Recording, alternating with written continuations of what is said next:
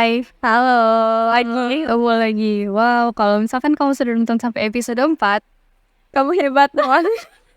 Karena kita juga gak bakal nonton sampai episode 4 ini. Ya, terima kasih ya. Gak, mereka nge-skip aja. Oh iya. Tapi kita harus bikin judul yang clickbait gitu. Tunggu penipuan kita. Dan stuck. Jadi hari ini kita bakalan bahas apa nih? Nich, minggu ini bahas apa Nich? Bahas bocil kali ya. Iya, bahas bocil di rumah. Aku banyak loh. Oh iya, siapa-siapa aja tuh? Kamu, Ya, dia, bener-bener pada aku. Aku tunggu aja aku. Ngulang lagi, ayo kita karaoke aja deh. Betul. Jadi minggu ini kita bakal ngomongin tentang inner child. Apa itu inner child? Betul, anak kecil di dalam. Anak kecil di dalam. Literal banget ya. Inner child, mungkin pernah gak sih kalian ngeliat yang konten-konten misalkan mereka beli bebek-bebekan gitu untuk menyembuhkan inner childku gitu. Kalau Dini biasanya lihat apa? Kalau yang ku dapat sih tentang konten inner child tuh lebih banyak ke negatif sih. Yang gimana mereka punya banyak trauma tentang inner childnya. Dia begini karena inner childnya. Dia punya defensif tinggi terhadap orang lain karena inner childnya. Emang gitu, kehidupanku tuh gak berwarna. Jadi dapatnya informasi yang dark semua. I see. Kamu mau dibeliin bebek dah? Mau dong. Itu yang naik tangga itu lucu. Iya. Insert clip di sini. Anyway, jadi betul minggu ini kita bakal ngomongin inner child. Mulai dari yang apa ditunjukin oleh masyarakat saat ini gitu untuk memanjakan inner child, sama ada inner child yang dari segi traumanya gitu ya, kata Dini tadi traumatis gitu. Jadi kalau secara umum inner child itu adalah sisi anak yang terbawa sampai dewasa gitu. Iya, mungkin kamu tambah tua, cuman sisi anak itu masih ada di dalam diri kamu, dan sisi itu ada di diri kamu sampai dewasa karena beberapa alasan. Kalau misalkan yang trauma itu tadi, ya gitu, kejadiannya waktu kecil, cuman itu tidak disembuhkan, jadi sampai dewasa pun itu masih ke bawah gitu. Dan namanya trauma juga susah lah ya untuk dihilangkan gitu. Apalagi kita masih kecil, apapun terekam di kepala kita gitu. Jadi inner child itu semacam sisi anak kecil yang ada di diri kita. Betul. Yang ikut tumbuh, tapi dia nggak tumbuh secara baik. Jadi masih kecil aja terus dia di dalam. Betul. Badannya tua, cuman mentalnya masih ada salah satu sisi yang jadi anak kecil. Aku sih masih mau balon-balonan gitu. Dia masih mau mandi bola. Buat yang punya adik, ayo aku bawa ke mandi bola. Ini dengan alasan ngejagain adik, padahal kita yang main. Iya, Bel mau main. Oke, kalau misalkan dari segi populer kan yang biasa di konten-konten IG atau TikTok itu yang kayak hal-hal yang gak kebeli waktu kecil. Misalkan waktu kecil ekonominya agak susah, jadi waktu mereka udah punya gaji, mereka beli mainan anak kecil. Orang-orang dewasa malah pergi ke lorong belanjanya yang mainan-mainan dan ya, karena inner childnya mereka belum terpenuhi dari segi itu kalau yang terdapat di konten-konten zaman sekarang lah ya. Sama yang trauma sih banyak banget. Ada nggak sih maksud di FYP? Ada. Kalau aku tuh nggak ada yang kayak gitu, yang kayak mau beli mainan nggak ada. Trauma semua.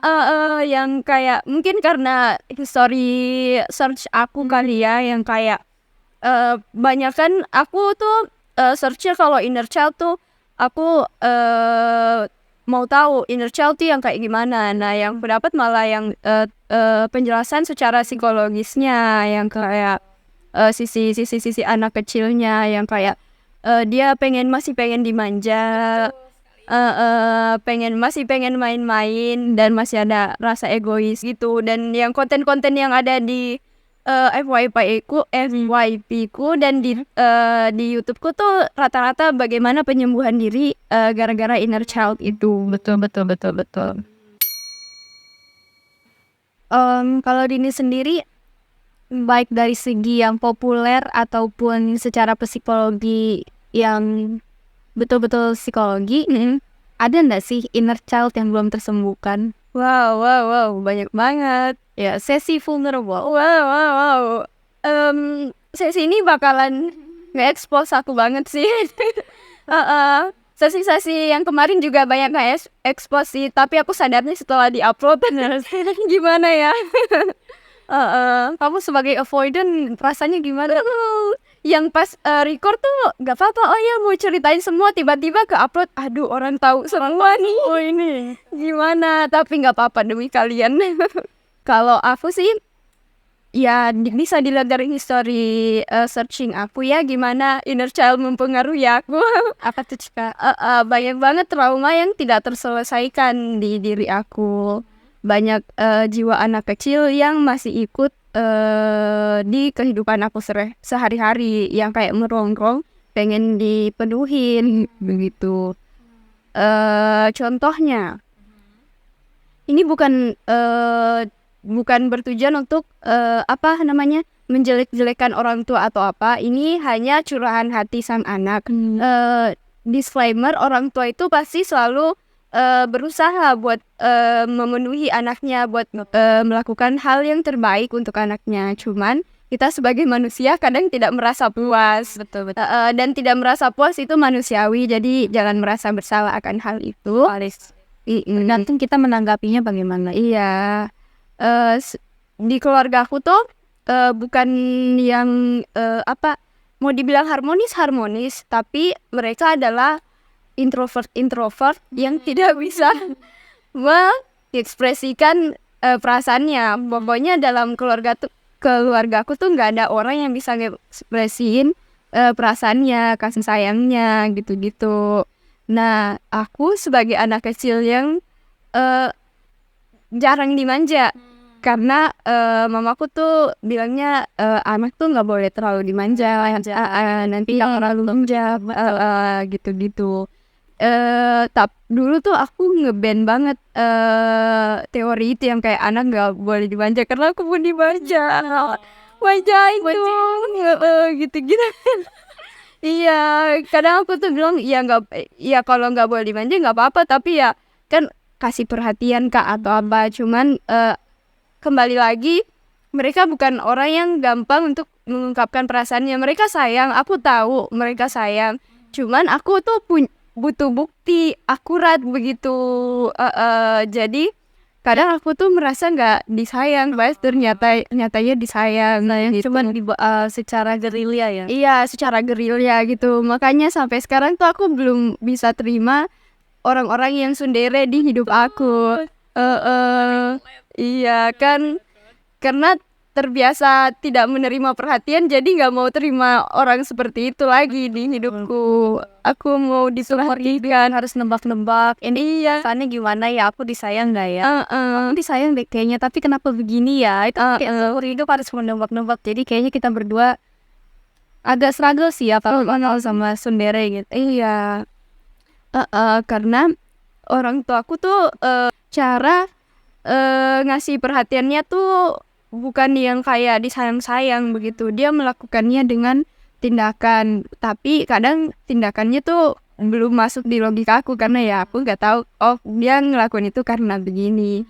Dari bukan mau ngejelek-jelekin sih, tapi mamaku tuh selalu keras sama aku, bukan dalam artian selalu mukul atau apa, tapi lebih ke kamu coba begini. Tapi kadang gini, dia tuh punya dua sisi. Dia tuh yang kayak gini sendiri bla bla bla, tapi saat aku mau ngelakuin sesuatu tuh dia yang ngambil alih gitu. Jadi yang kayak kadang yang sampai sekarang masih ke bawah tuh yang kayak aku nggak bisa ngelakuin sesuatu sendiri, karena bingung sendiri karena mama aku tuh selalu jadi tamengku lah, yang kayak aduh nggak bisa nih, sini mama aja gitu dia ngungkapin perasaannya pakai itu. Bapakku pun sama gitu, dia bukan yang kayak tipikal orang yang kayak aku sayang sama anakku bla bla, enggak, tapi dia nunjukinnya dengan cara perhatiannya tuh perhatian act of service lah, makanya aku pemuja act of service banget.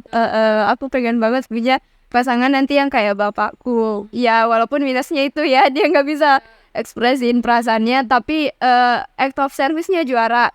Dia tuh yang kayak tipe Cinderella banget, yang kayak aku mau ini nih, apaan tuh, gitu pulang-pulang dibawain, dibeliin. Sama yang kayak dia tuh nge-serve banget anaknya, bukan yang serve yang kayak budak yang gini-gini, enggak, tapi nge-serve sebagai wujud rasa sayangnya. Misalnya lagi makan di mana nih, yang kayak kan bapakku tuh suka makan, dan itu nular ke aku, suka banget sama makanan enak.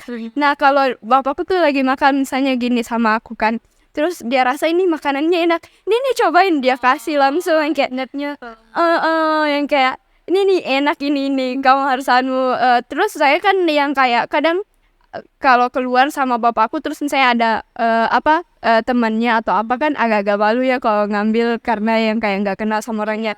Bapakku tuh ngambilin mau apa dikasih, aku service banget, service banget itu. Makanya yang kayak aku tuh nggak bilang yang kayak makan aja, ini enak gini, dikasih karena kayak dia tuh tahu selera aku sama seleranya tuh sama. Ini kayak gitu. Cuman kurang di word of affirmation aja. Betul. Makanya suka geli sama WO karena nggak biasa. Berarti itu sebenarnya itu dibilang inner child enggak, cuman mungkin cara parentingnya kali ya. Jadi masuk di kategori attachment issue nggak sih yang sama? Kayak love language dari awal tuh udah ditunjukin begini, jadi nanti dewasanya ya karena seumur hidup kamu ngeliat yang dewasa yang begitu caranya untuk mencintai, ya udah itu yang kamu tahu, bahasa cinta kamu itu. Iya benar. Betul. Terus tapi kalau aku bisa sih relate sama Dini yang bagian tadi Sundere itu. Kayak sama aku juga, mereka baik-baik aja sih, cuman ya itu dari segi tidak ekspresif. Also disclaimer, iya, karena kayaknya kita semua sebagai Gen Z agak bisa relate ya. Untuk kita para pemecah cycle, kita semua bisa relate kalau memang orang tua kita itu terkesan kulot dalam mengekspresikan perasaannya. Mereka bukan tipe orang yang melek perasaan kayak kita Gen Z sekarang yang udah mulai aware sama segala macam gitu. Jadi ya udah, dan mereka orang-orang tua zaman dulu itu mereka tidak punya akses kayak kita sekarang kan. Kita bisa dengan gampangnya akses, oh iya inner child, oh iya attachment issue gitu, gampang banget. Kalian nonton podcast ini aja udah dapat info kan gitu. Tapi orang tua kita tuh nggak kayak gitu dulu, mereka bahkan buku aja nggak dapet. Jadi bisa dipahamin lah kenapa mereka tidak se ekspresif itu dan tidak se-considerate itu dengan perasaan anaknya. Anyway, gitu. Iya, bapakku juga gitu. Dia kurang ekspresif. Jadi seumur hidup tuh aku harus kebawa sampai sekarang kayak ini orang marah nggak ya sama aku gitu. Jadi kalau misalkan ada perubahan dikit aja moodnya, misalkan tiba-tiba nadanya naik dikit aja atau aku merasa dicuekin dikit aja. Nah inner child aku tuh yang kayak, dia marah nggak ya? Dia udah bosen nggak ya? Dia masih mau temenan gak ya sama aku gitu. Dan itu yang kebawa sampai sekarang, menebak-nebak perasaannya orang, padahal gak seharusnya begitu. Orang punya perasaannya sendiri dan gak apa-apa. Dan belum tentu juga tebakan kita itu benar. Nambah tahu kita nebaknya dia marah padahal biasa aja. Iya, kita udah pusing sendiri, dia mah biasa aja gitu. Dan itu salah satu, kalau dari segi terlukanya itu sih, kalau aku juga jadi sering menebak-nebak perasaannya orang lain. Iya, karena ngewanti-wanti gitu. Untuk merasa aman, aku harus mewanti-wanti. Oh kalau marah, aku harus begini. Aku harus bersikap begini. Oh kalau ayahku baik, aku harus bersikap begini. Oh kalau ayahku capek, aku harus begini. Jadi, selalu mewanti-wanti gitu. Terbiasa membaca keadaan untuk menempatkan diri sebagai anak yang baik. Iya. Tuh deh. Terus Kalau yang dari segi yang mainan-mainan itu pernah ngerasain nggak? Pasti punya lah, pasti ada beberapa hal yang gak kebeli waktu kecil. Tapi kalau aku alih-alih cuman sekedar beli ini, oh aku mau Barbie gitu, alih-alih dari sekedar Barbie itu ada makna lagi di dalamnya. Itu mungkin lebih ke arah kayak dulu waktu kecil nggak bisa beli gitu, atau misalkan selalu dibilang oh itu hal-hal nggak penting, jangan beli, buang-buang uang gitu. Mungkin lebih ke nyembuhin itunya sih, bukan berarti aku mau bebek artinya aku mau bebek, bukan. Aku mau bebek artinya aku pengen punya kebebasan untuk bisa beli sendiri, bisa bahagiain diri sendiri gitu. Dan mungkin itu juga sih yang dirasain sama beberapa teman-teman yang upload konten kayak gitu. Mereka bukan cuman sekedar oh inner childhood terpenuhi, nggak juga sih. Mereka intinya supaya bisa aman jadi anak kecil lagi, anak kecil yang aman untuk berekspresi. Iya. Alright. Sebenarnya banyak sih contoh-contoh lainnya, bukan cuman contoh aku doang. Kayak misalkan ada tuh orang yang kayak gampang ngomong kasar gitu. Itu kan pasti dari kecilnya mungkin dia kebiasaan dibentak sama orang tuanya gitu, jadi ke bawah sampai besar. Atau misalkan di sisi lainnya ada anak yang people pleaser dewasanya, karena waktu kecil dia selalu berusaha untuk jadi anak yang baik gitu. Oh iya, nanti aku disayang kalau misalkan aku begini-begini. Oh, ayahku nggak akan marahin aku kalau aku begini. Jadi dia sampai besar pun people pleaser. Itu sih yang kita maksud dengan inner child gitu. Iya, kadang ada trauma-trauma yang kayak sebenarnya orang tua ciptain tapi mereka nggak sadar. Mereka marahin kita tapi di otak kita terekam sampai besar yang kayak dulu pernah gini. Orang tua kita tuh udah lupa tapi kita masih ingat. Iya, itu orang tua kita udah lupa tapi kita masih ingat gitu. Dan ini adalah space yang aman buat kalian sebagai anak. Kita di sini nggak ngejudge orang tua kita, cuman kita lebih ngeluarin opini kita sebagai anak. Kita mau validasi, bukan berarti orang tua kita salah. Cuman kita juga punya hak untuk validasi perasaan kita gitu. Soal kita itu pernah terluka, sama kalian tahu. Tapi menurut aku yang bakal lebih terluka itu kalau misalkan hal-hal abusive sih di masa lalu. Misalkan keluarganya, bapaknya mukulin anaknya atau mamanya yang mukulin anaknya. Atau misalkan kalau berantem tuh berisik atau pukul-pukulan yang kayak gitu, itu kan pasti traumanya sampai besar. Anak-anaknya jadi takut berhubungan lah, begini-begini lah, komitmen issue lah, segala macam gitu. Tapi terlepas dari abusive itu, walaupun kalian gak pernah dapet, saat kalian punya inner child itu wajar. Sekecil apapun perlakuan orang tua kalian, kalau kalian ngerasa itu nyakitin kalian, itu emang wajar. Nggak harus yang masalah besar. Emang masalah besar akan nimbulin trauma, tapi masalah kecil pun bakalan melukain hati banget. Sesepele kalau misalkan ngomong nggak didengerin atau nggak diapresiasi gitu, nanti gedenya pasti cari validasi terus di orang karena waktu kecilnya dia nggak sering diapresiasi gitu. benar. Alright, jadi kurang lebih itu sih pengertian sama contoh-contoh menyembuhkan inner child ya. Terus menurut Dini apa sih pentingnya inner child? Kan kita udah dewasa, ngapain kita connect sama anak kecil di diri kita? Kalau dari aku tuh bukan masalah penting atau tidaknya, tapi dia kebawa. Dia secara tidak sadar muncul di permukaan.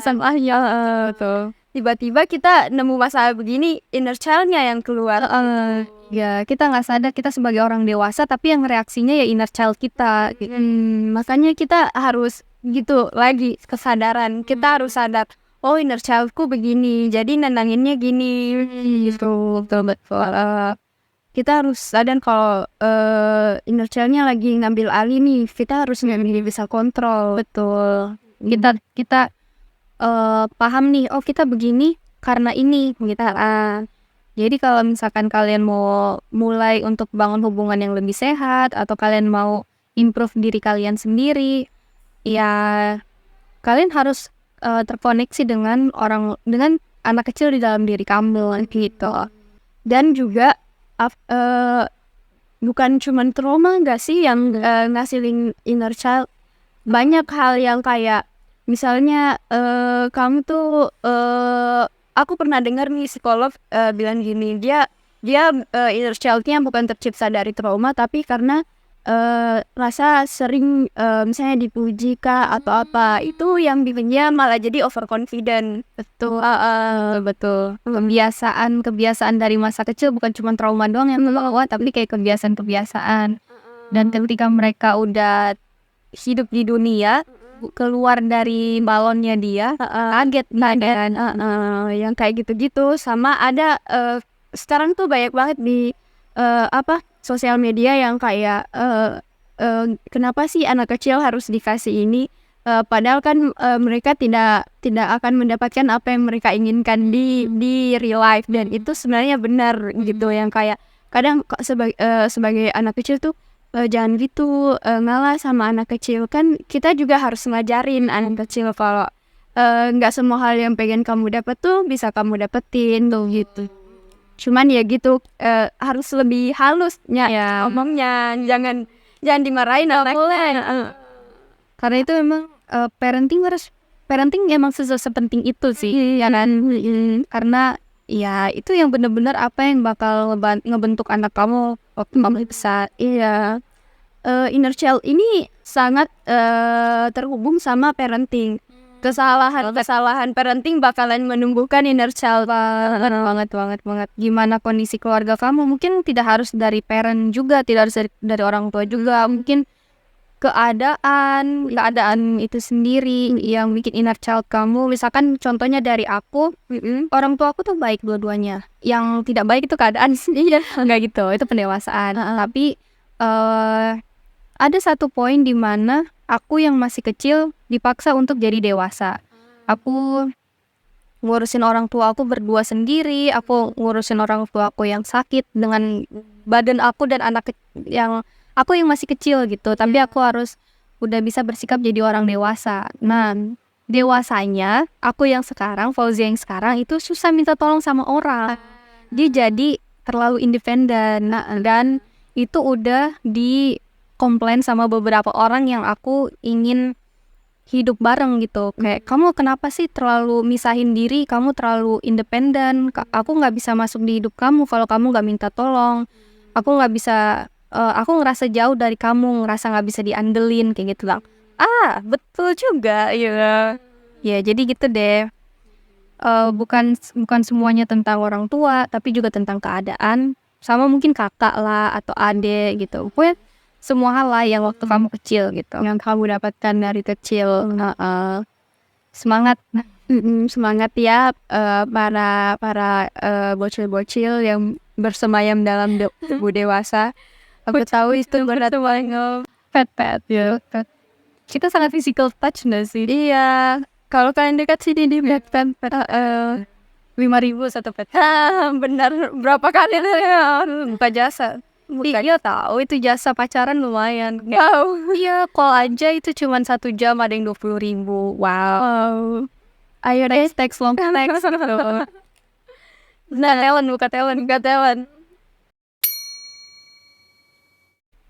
Oke, jadi kita kan udah sadar nih ya, yang penting ya untuk terkoneksi lagi sama anak di dalam diri kita.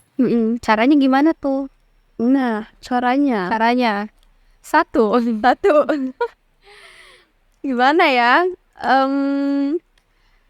Kurang lebih sih kalian ya harus sadar dulu sama pahamin, oh iya aku gini karena dulu gini. Karena kalau kalian tidak tahu penyebabnya, kalian tidak bisa mengatasi masalahnya yang begitu.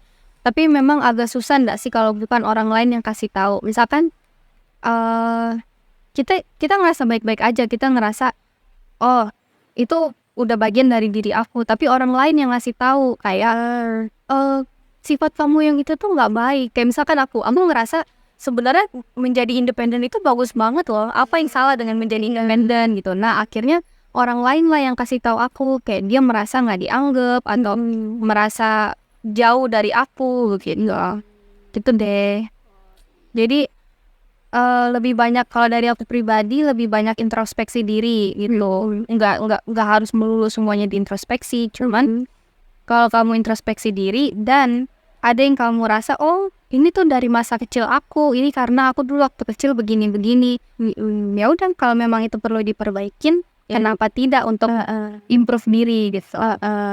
Jangan terlalu memanjakan inner childmu. Kayak, oh aku dulu trauma, jadinya aku harus kayak gini. Iya, aku tuh harus di-treat kayak gini gitu.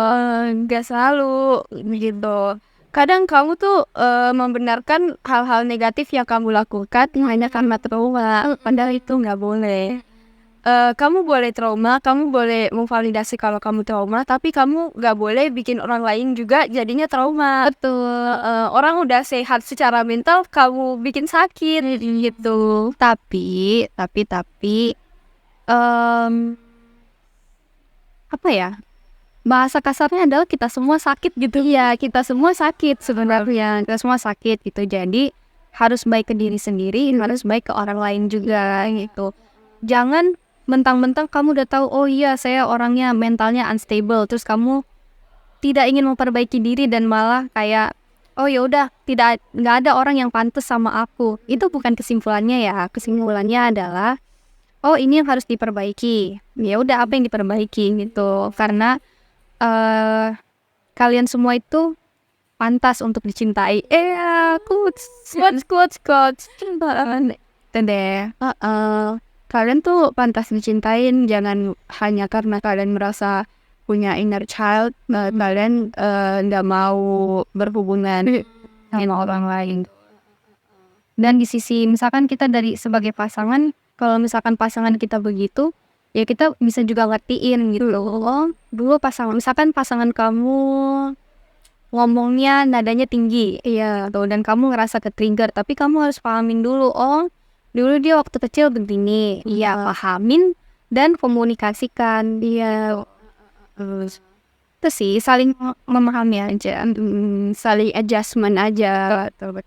Dan kalau misalkan kan ada ya misalkan yang abusive itu yang dari kasus yang agak parah ya. Iya. Dan tidak bisa untuk semena-mena disembuhkan.